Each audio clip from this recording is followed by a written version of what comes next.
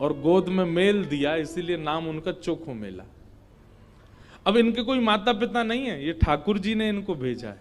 अब चोखो मेला को देख करके, उस बालक को देख करके ब्राह्मणी ने मन में विचार किया, अगर मैं इस बालक को लेकर के गई तो सब लोग पूछेंगे ये कैसे जन्मा, मैं सबको क्या उत्तर दूंगी, मेरी बात कोई नहीं मानेगा कि झोली में अपने आप आ गया। और इस भय से कि संसार के लोग क्या कहेंगे, उन्होंने उस बालक को एक सुरक्षित सा वृक्ष था उसके नीचे छोड़ दिया, उसको स्वीकार नहीं किया। तभी कुछ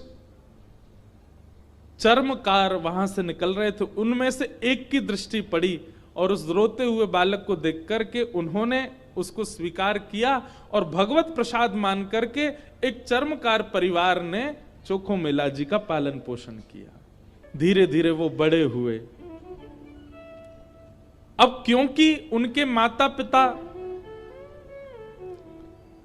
चर्मकार परिवार के हैं, इसलिए कई जगह उनको मंदिर में जाने से रोक दिया जाता। पर ठाकुर जी तो किसी की जात पात नहीं देखते ना, ठाकुर जी तो सबसे प्रेम करते हैं। चोखो मेला जी अपने पिता के साथ में खेती बाड़ी करते थे।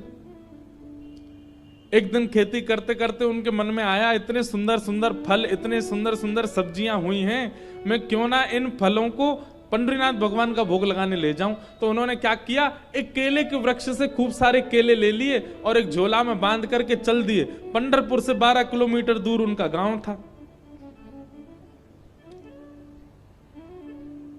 जैसे ही पहुंचे पंढरपुर, इतने आनंद में भर गए कि उन्होंने विचार ही नहीं किया। बहुत लोगों ने रोकने का प्रयास किया कि इनको मंदिर में ना घुसने दिया जाए, ये अधिकारी नहीं है, लेकिन वो तो इतने भाव में आ गए कि वो घुसते ही चले गए। और जैसे भीतर पहुंचे महाराज, लोगों ने घेर करके चोखो मेला जी को पीट दिया, बहुत मारा, उनके वस्त्र फाड़ दिए, सिर में चोट लगी, हाथ में चोट लगी, पैरों में चोट लगी, सब जगह इतना जख्म दे दिया।